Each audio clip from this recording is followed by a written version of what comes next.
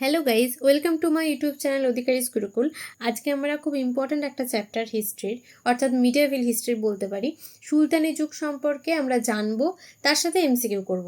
এবার দেখো, আমরা এমসিকিউগুলো এমনভাবেই সেট করেছি যাতে সেখান থেকে তোমাদের সুলতানের যুগ মোটামুটি ডিটেলসে আলোচনা করে দেওয়া যায়। ঠিক আছে, তো আমি সেভাবেই চেষ্টা করবো। আর সমস্ত ইম্পর্টেন্ট যে কোশ্চেনগুলো সেগুলো কিন্তু এই ক্লাসের মধ্যেই আমি করিয়ে দেবো। ওকে, তাহলে দেখো, এই সুলতানের যুগটা কিন্তু খুব ইম্পর্টেন্ট চ্যাপ্টার, তাই এখান থেকে আমি যা যা বলবো তোমরা অবশ্যই নোট করে নিও। ঠিক আছে, চলো শুরু করা যাক। দাস বংশের প্রতিষ্ঠাতা কে? প্রথমে বলি, সুলতান যুগে মোট কটা বংশ ছিল? মোট ছিল 5টা বংশ। কটা বললাম? 5টা বংশ। প্রথমে এসেছিল দাস বংশ, কত সালে?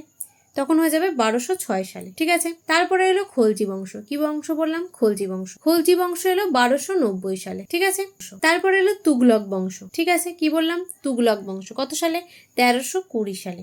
ওকে, তারপরে এলো সৈয়দ বংশ। এটা কত সালে? এটা এলো 1414 সালে। তারপরে এলো কি বংশ? লোদি বংশ। ঠিক আছে, লাস্ট বংশ। লোদি বংশ কত সালে এলো? 1451 সালে। তাহলে মোট আমাদের এই কটা বংশ ছিল হচ্ছে সুলতানি যুগে। এবার দেখো, প্রথমে আসছি দাস বংশ বা স্লেভ ডাইনেস্টি। এর প্রতিষ্ঠাতা কে ছিল? ইলতুৎমিশ, গিয়াসউদ্দিন তুগলক, আলাউদ্দিন খলজি নাকি কুতুবউদ্দিন আইবক? এখানে অ্যান্সার হয়ে যাবে কুতুবউদ্দিন আইবক। এবার দেখো, কুতুবউদ্দিন আইবকের টাইটেল কি ছিল? লাকবক। ঠিক আছে, এটা কিন্তু পরীক্ষায় দেয়, কাকে লাকবক বলা হয়। ঠিক আছে, তখন অ্যান্সার হয়ে যাবে কুতুবউদ্দিন আইবক। কুতুবউদ্দিন আইবক সম্পর্কে আমরা কয়েকটা জিনিস জেনে নিই। কুতুবউদ্দিন আইবক কুতুব মিনার শুরু করেছিল তৈরি করা। ঠিক আছে, কি বললাম? কুতুব মিনার তৈরি করা শুরু করেছিল। আর শেষ করেছিল কে? ইলতুৎমিশ। কি বললাম? শেষ করেছিল ইলতুৎমিশ আর শুরু করেছিল কুতুবউদ্দিন আইবক। কুতুবউদ্দিন আইবক পোলো খেলতে গিয়ে ঘোড়া থেকে পড়ে মারা যায়। ঠিক আছে, ইনি আর কি তৈরি করেছিল? ইনি কুয়াতুল ইসলাম মসজিদ তৈরি করেছিল। কি বললাম বলো? কুয়াতুল ইসলাম মসজিদ তৈরি করেছিল। ঠিক আছে, তারপরে আড়াই দিনকা ঝোপড়া তৈরি করেছিল। খুব ইম্পর্টেন্ট, আড়াই দিনকা ঝোপড়া কে তৈরি করে? তখন হয়ে যাবে কি? কুতুবউদ্দিন আইবক। আড়াই দিনকা ঝোপড়া। ঠিক আছে, তাহলে এই গেল আমাদের কুতুবউদ্দিন আইবক সম্পর্কে মোটামুটি জানা। এবার আমরা জেনে নেবো ইলতুৎমিশ সম্পর্কে। ইলতুৎমিশ ইকতা ব্যবস্থা চালু করেছিল। কি বললাম? ইকতা ব্যবস্থা চালু করেছিল। ইলতুৎমিশ টঙ্কা আর জিতল, টঙ্কা আর হচ্ছে জিতল, এই দুটো কয়েন চালু করেছিল। টঙ্কাটা কি ছিল? রূপার মুদ্রা। ঠিক আছে, রূপা দিয়ে তৈরি। আর জিতলটা কি ছিল? তাম্র মুদ্রা। খুব ইম্পর্টেন্ট, যেগুলো আমি বলছি অবশ্যই তোমরা নোট করে নিও। ঠিক আছে, আর এই ইলতুৎমিশের সময় 1221 সালে চেঙ্গিস খা ভারত আক্রমণ করে। ঠিক আছে, কি বললাম? চেঙ্গিস খা ভারত আক্রমণ করে কত সালে? 1221 সালে ইলতুৎমিশের আমলে। ওকে, তো এই গেল আমাদের ইলতুৎমিশ সম্পর্কে। এবার আমরা জেনে নিই যে দাস বংশের একজন মহিলা শাসক ছিল। ঠিক আছে, শুধুমাত্র দাস বংশেরই নয়, এটা পুরো সুলতানি সাম্রাজ্যের একজন মহিলা শাসকের নাম। তখন হয়ে যাবে রাজিয়া। ঠিক আছে, রাজিয়া ছিল সুলতান যুগের একমাত্র মহিলা সুলতান। এবার আরেকটা আমি বলে দিই যে দাস বংশের আরেকজন ছিল গিয়াসউদ্দিন বলবন। এখান থেকে একটা প্রশ্নই খুব ইম্পর্টেন্ট গিয়াসউদ্দিন বলবন থেকে, সেটা হচ্ছে সিজদা আর পাইবস প্রথা কে চালু করে। ঠিক আছে, তখন হয়ে যাবে এই গিয়াসউদ্দিন বলবন। কি বললাম? সিজদা আর পাইবস প্রথা। সিজদা আর পাইবস প্রথা চালু করে কে? গিয়াসউদ্দিন বলবন। ঠিক আছে, তোমরা অবশ্যই আমি যেগুলো বলছি নোট করে নাও। আর একটা লাস্ট হচ্ছে দাস বংশের শেষ রাজা কে ছিল? অ্যান্সার হয়ে যাবে কি? কায়কোবাদ। কায়কোবাদ ছিল, আর কায়কোবাদের শিশুপুত্র ছিল কায়রমাস। এরা ছিল হচ্ছে দাস বংশের শেষ সুলতান। ওকে, চলো, তাহলে আমাদের দাস বংশ সম্পর্কে মোটামুটি কমপ্লিট হয়ে গেল। এবার আমরা পরের প্রশ্নে যাব। দেখো, খলজি বংশ কত সালে প্রতিষ্ঠা হয়? 1320, 1206, 1290, 1414। একটু আগেই আমি কিন্তু সবগুলোর বংশের সালগুলো দিয়ে দিয়েছি। তোমরা অবশ্যই কমেন্ট করে নিচে অ্যান্সার দাও, ভিডিওটাকে পজ করে আমি দেখে নেবো। ঠিক আছে, তাহলে খলজি বংশ কত সালে প্রতিষ্ঠিত হয়? এখানে অ্যান্সার হয়ে যাবে কত? 1290 সালে খলজি বংশ। তাই তো, তাহলে এটা হয়ে গেল আমাদের আনসার। এবার 1206 কোন বংশ আসে? দাস বংশ, তাই না? 1320 কি বললাম? তুগলক বংশ। আর 1414 কি বললাম বলো? সৈয়দ বংশ। ওকে, এবার খলজি বংশ সম্পর্কে আমরা জেনে নেবো। খলজি বংশের প্রতিষ্ঠাতাকে? খলজি বংশের প্রতিষ্ঠাতা হচ্ছে জালালউদ্দিন খলজি। জালালউদ্দিন খলজি। ঠিক আছে, জালালউদ্দিন খলজি হচ্ছে খলজি বংশের প্রতিষ্ঠাতা। জালালউদ্দিন খলজি। তারপরে এই বংশের, খলজি বংশের শ্রেষ্ঠ রাজা যদি বলি, তাহলে কি হয়ে যাবে বলতো? তাহলে হয়ে যাবে আলাউদ্দিন খলজি। ঠিক আছে, আলাউদ্দিন খলজি কে ছিল? আলাউদ্দিন খলজি জালালউদ্দিন খলজির জামাতাও ছিল। ঠিক আছে, আবার ভাইপোও ছিল। কি বললাম? ভাইপো আর জামাতা দুজনাই ছিল হচ্ছে এই আলাউদ্দিন খলজি, জালালউদ্দিনের। ঠিক আছে। এই আলাউদ্দিন খলজি জালালউদ্দিনকে হত্যা করে 1296 সালে, ঠিক আছে, দিয়ে সিংহাসনে বসে। আলাউদ্দিন খলজি খুব গুরুত্বপূর্ণ কাজ করেছিল। রেশনিং ব্যবস্থা চালু করে, ঠিক আছে, রেশনিং ব্যবস্থা চালু করে। তোমরা যদি বলো আলাউদ্দিন খলজি সম্পর্কে ডিটেলসে আনতে ক্লাস, তো আমি আনবো। আলাউদ্দিন খলজি অনেকটা বড় একটা রোল প্লে করেছিল কিন্তু এই সুলতান যুগে, ঠিক আছে। তো ওনার সম্পর্কে অনেক কিছু আছে। তো তোমরা যদি মনে করো যে হ্যাঁ ওটা আনা ইম্পর্টেন্ট বা তোমাদের দরকার, তাহলে তোমরা অবশ্যই বলো। আমি শুধু আলাউদ্দিন খলজি বা খলজি বংশ সম্পর্কে নিয়ে ডিটেলসে আলোচনা করে দেবো একটা ক্লাসে, ওকে। তো আলাউদ্দিন খলজি রেশনিং ব্যবস্থা চালু করে, ঠিক আছে, রেশনিং ব্যবস্থা চালু করে। তারপরে আর কি করে বলো, দাগ আর হুলিয়া প্রথা চালু করে। এটা খুব ইম্পর্টেন্ট, দাগ আর হুলিয়া প্রথা কে চালু করে?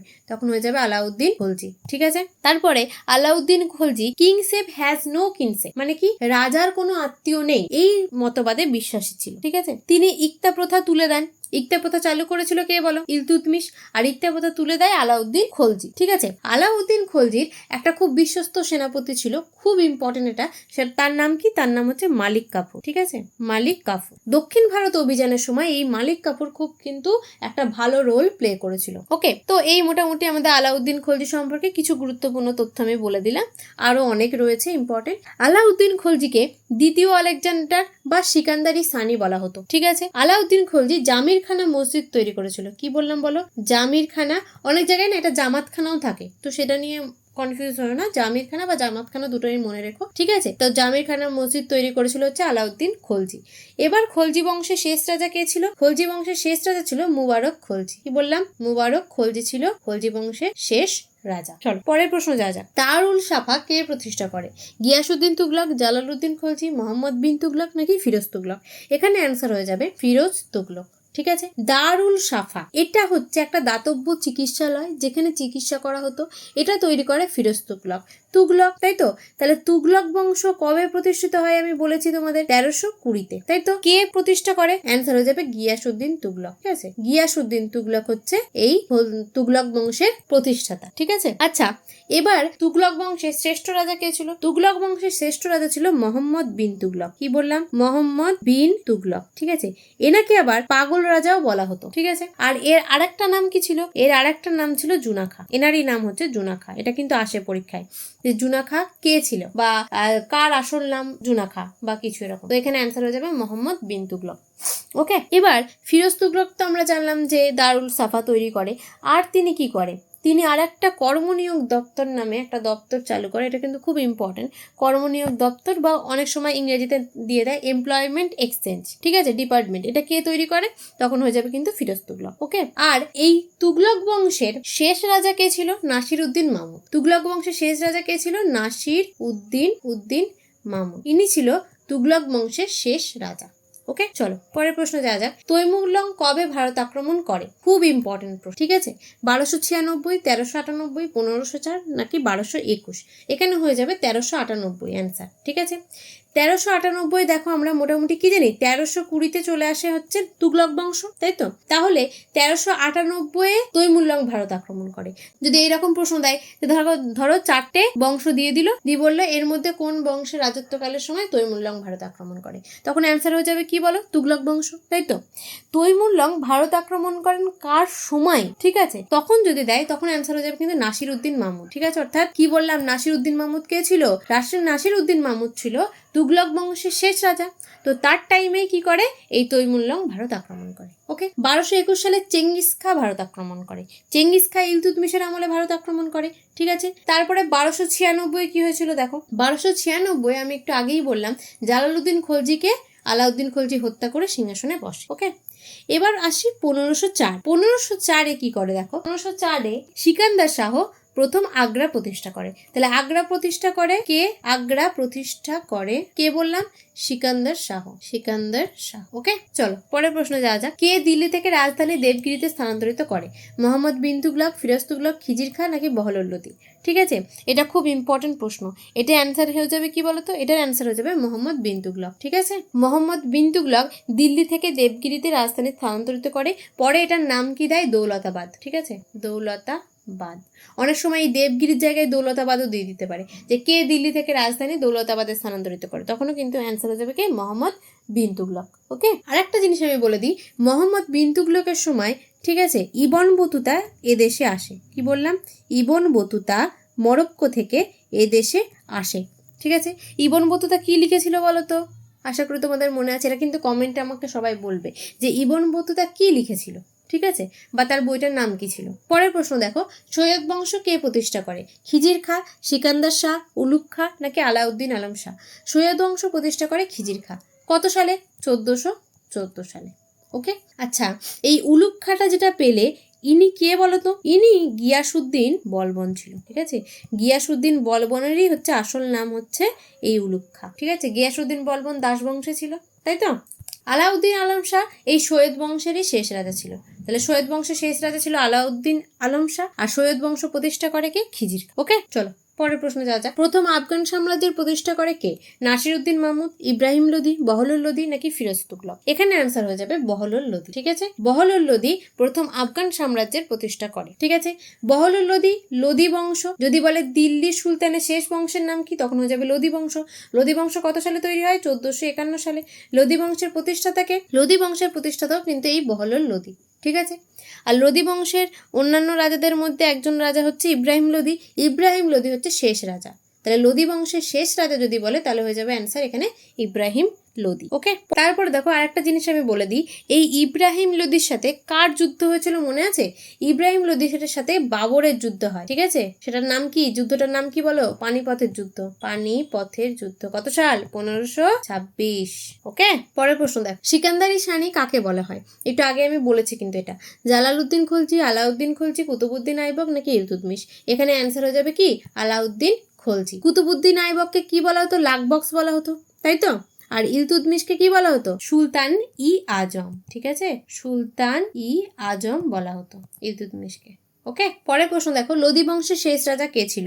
মুবারক খলজি, কায়কোবাদ, ইব্রাহিম লোদি নাকি বহলুল লোদি? এখানে অ্যান্সার হয়ে যাবে ইব্রাহিম লোদি। একটু আগে আমি বললাম মুবারক খলজি হচ্ছে খলজি বংশের শেষ রাজা, কায়কোবাদ হচ্ছে দাস বংশের শেষ রাজা। ওকে, চল পরের প্রশ্ন যা যাক। আড়াই দিন কা ঝোপড়া কে নির্মাণ করে?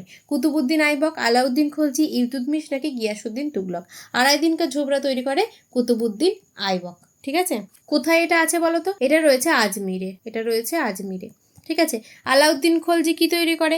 আলাউদ্দিন খলজি আলাই দরওয়াজা তৈরি করে, তাই তো? আলাই দরওয়াজা তৈরি করে। আর কি তৈরি করে? জামাতখানা মসজিদ তৈরি করে। তারপরে দেখো ইলতুৎমিশ। ইলতুৎমিশ কি করে? কুতুবউদ্দিন আইবক যে কুতুব মিনার শুরু করেছিল, সেটা শেষ করে তৈরি করা হচ্ছে ইলতুৎমিশ, তাই তো? আর গিয়াসউদ্দিন তুগলক কি করে? তুঘলকাবাদ দুর্গ প্রতিষ্ঠা করে। ঠিক আছে, প্রশ্ন যা যাক। তো আর তো প্রশ্ন নেই, তো আজকে এটুকু প্রশ্নই। আশা করি তোমাদের ভিডিওটা খুবই ভালো লেগেছে। তোমাদের যদি ভিডিওটা ভালো লেগে থাকে, তাহলে অবশ্যই লাইক করো, শেয়ার করো, কমেন্ট করো। আর আমাদের চ্যানেলে যদি নতুন হয়ে থাকো, চ্যানেলটাকে অবশ্যই সাবস্ক্রাইব করে দাও।